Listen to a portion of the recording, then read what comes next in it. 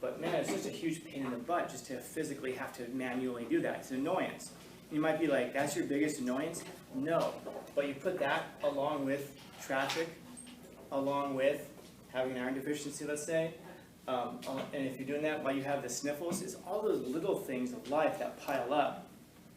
And so if you look at a big giant mountain like school or depression or mental illness, well, you've got, traffic, and then you've got having to pay bills, and then you've got, iron deficiency, and you've got, whatever, being sick, and you can see that the small hills of life can pile up, and they're going to eclipse sometimes the big mountains of life. And so that should be encouraging in certain ways, because that means that you're able to manage all of these little things of life. And these are far harder, because these are the little tiny things that just kind of like needle at you. It's like if I were to ask you, which would you rather have? Would you rather get punched in the face once, or would you rather have somebody sit there with a needle and just do this to you for like 2 or 3 hours? This would be really annoying after a while. So, oh my God, I wish I could just get punched in the face maybe. I guess, of course, it depends on how hard the punch is going to be. Or, but we'd probably rather deal with the one big thing than the 1,000 tiny things that just pile up over the day. These are the things that stress us out for the most part. Like when you ask people, ask your parents sometimes what stresses them out, the things that they mention will probably be a bunch of these things right here. And then sometimes when these pile up, they can make this seem like it's really not much at all. And so,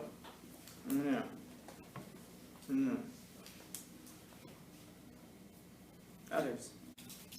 Yeah. I feel like the hills could also be like steps you could take to overcome the mountains. For example, let's say that the mountain is depression, you could start like seeking therapy or just doing regular other activities. So it's just like small steps you could take that will get you over that mountain. Yes. It's actually very smart. I know it's smart because I was going to say it next. So therefore it had to be smart. If you now can look at these things as piling up as being larger than the mountains, now you can start thinking about them as being stepping stones or steps that you can overcome. So for example, if you find yourself that you're standing on this hill and then you overcome the traffic thing because you realize, be patient, be calm. Oh, I like this song that's on the radio. At least I have a playlist I can listen to or whatever. And then you can deal with some kind of iron deficiency or whatever. Then you can kind of get over being sick. And now you can start thinking about these as like steps that you can overcome. And what you can find is that when you overcome through these steps, at some point you can go over that mountain because you climbed up high enough now that the mountain is no longer so high. And that's going to be able to address certain things like depression. So one of the things that will lead to significant depression, I guess probably the most significant thing, is the lack of meaning and purpose in life. It isn't so much when these things happen to us, it's the lack of meaning and purpose in life. We can see work and a breakup, we can see these things as things to overcome, and they can lead us to a little bit of depression, depending on how significant the breakup is in school as well. But the one thing that really does it is lack of purpose. So I wonder if any of you, don't raise hands, just kind of think about it for yourselves. I wonder if any of you know people who right now are unemployed or are underemployed. So maybe they don't have a job at all, or maybe they have a job but it's not very many hours, it's not giving them a lot to do. Those are people who oftentimes go through a very deep depression. And it isn't just, we think like, oh, it's because they don't have the money to pay for these things. That's part of it for sure, because there's probably something on that person where they feel like they can't provide.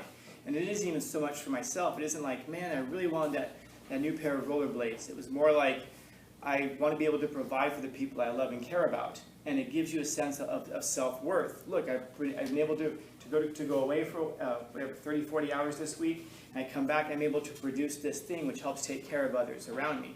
When you can no longer do that, you feel, not only am I not contributing, but you start to feel like I'm a burden now to the people around me. Not only am I not providing, but now I've got to be taken care of as well because I don't have any of this income.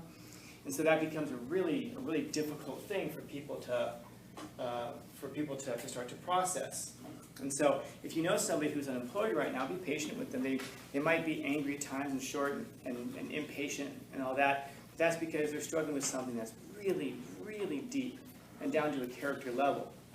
But, having said that, there's this psychiatrist, his name is Viktor Frankel, which we're going to read from him in, I think, the third or the fourth quarter. He wrote a book called Man's Search for Meaning. And in it, well, first off, he's a Holocaust survivor. So he survives a concentration camp. And he's there for years, which is interesting because most people didn't survive in concentration camps for even 6 months. This guy survived in them for over 3 years. And he was trying to figure out when he got out, again, he became a psychiatrist, and he was trying to figure out why it is that some people survived and other people didn't survive.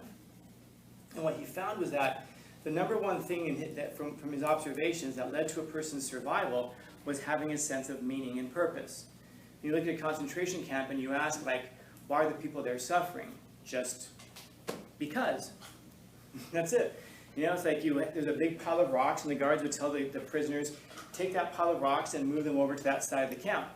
And you'd pick up a pile of rocks one by one, you'd walk them over all day, and then at the end of the day they'd say, all right, now move them back.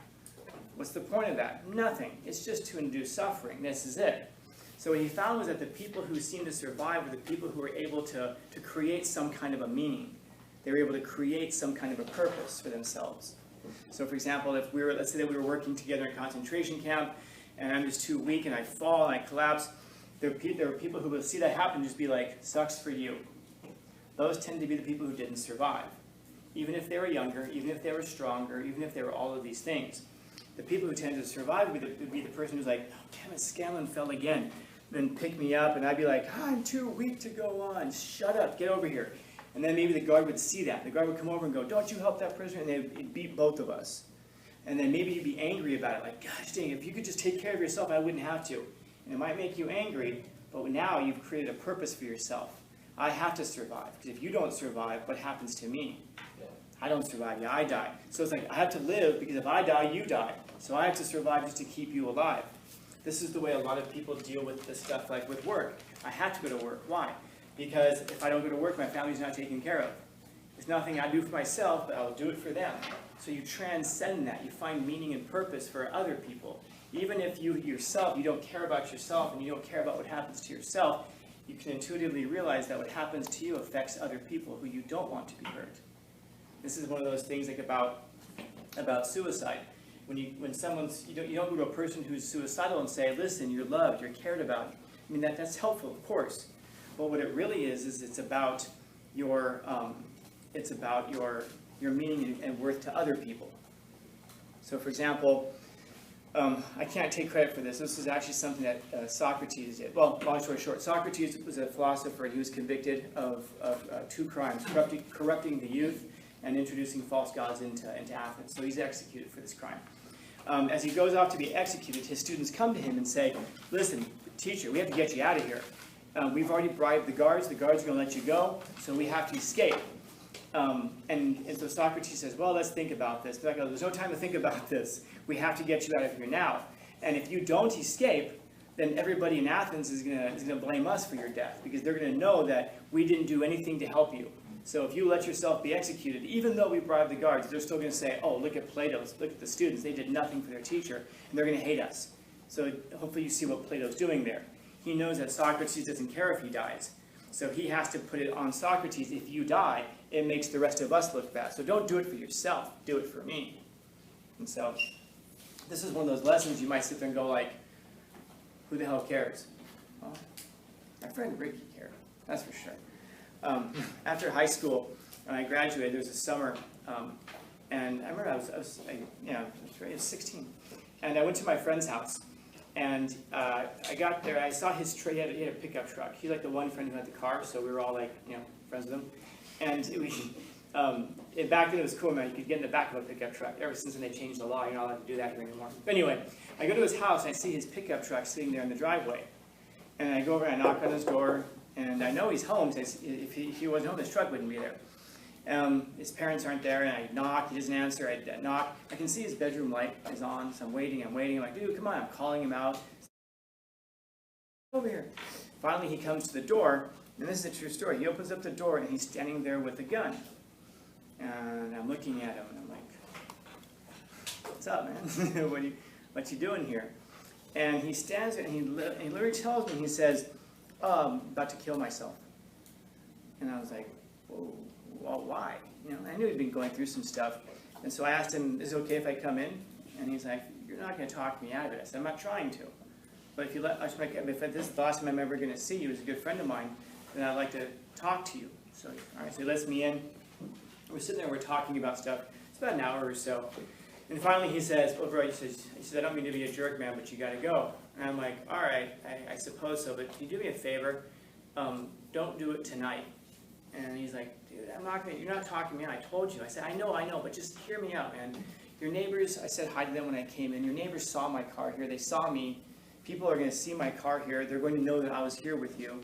And if you do this, I don't know if the cops are going to think I did it or if the cops are going to blame me, but just do me a favor, just wait till like morning, you know, like long after I'm gone. And so he's like, I'm going to do it. I go, I hear you, brother, but, you know, just, and so he goes, all right. So I left. Hopefully you understand why I said that after what I just told you. I realized at 16 I couldn't appeal to his own, especially after talking to him for so long. He just could not see how important he was to himself.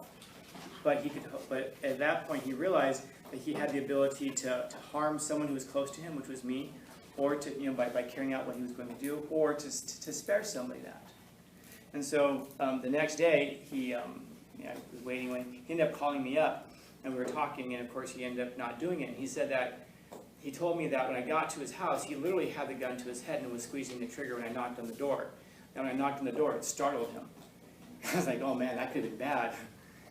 But rather than like just getting startled, it startled me like the gun came off his head, and then that's when he said he was waiting for me to leave, and then that's when he finally came out. Why was it that he lived? It wasn't because he cared about himself. It's because he cared about somebody else. And then having the night to think about it and all this stuff, it helped him to change his mind.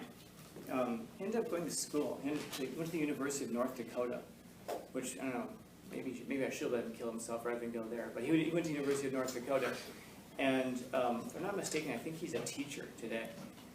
All my friends from high school are either dead, in jail, or in rehab. And all of us who are not dead in jail, those of us who are not dead, or in rehab, or in jail, we're all either police or firefighters, or we're teachers. That tends to happen in certain neighborhoods. You go one of these ways. So my point is that when you have these small hills, they can help you get over these large mountains. You're showing yourself, wow, I can overcome all of these small obstacles, then that means I also have the ability to overcome this one big obstacle. And so maybe these things right here are the training grounds to get you ready for the big things in life, if we allow them to shape us and mold us. So, but we have to be willing. So, questions, comments, concerns, complaints, criticisms, critiques? Happy Wednesday.